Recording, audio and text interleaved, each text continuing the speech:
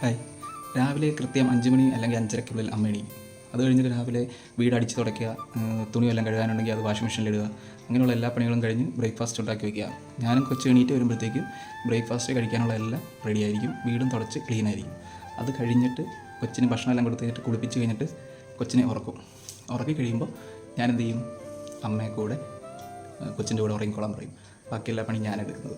എന്തൊക്കെയാണെന്ന് നമുക്ക് കാണിച്ചു തരട്ടെ. ഇന്നിപ്പോൾ എന്തൊക്കെയാണ് ചെയ്തേക്കണമെന്ന് വെച്ച് കഴിഞ്ഞാൽ സാമ്പാർ ഉണ്ടാക്കിയിട്ടുണ്ട്. അല്ലേ, ഒരു കുക്കർ നിറച്ച് സാമ്പാർ, രുചിയുണ്ട് കേട്ടോ. പിന്നെ ചെയ്തേക്കുന്നത് എനിക്കറിയാവുന്ന പോലെ ചോറും ഉണ്ടാക്കിയിട്ടുണ്ട് കേട്ടോ. ബീറ്റ്റൂട്ട് കൊണ്ട് ഒരു ഇതായി വരുന്നുള്ളൂ, കുറച്ചുകൂടി ഒന്ന് ആവാനുണ്ട്.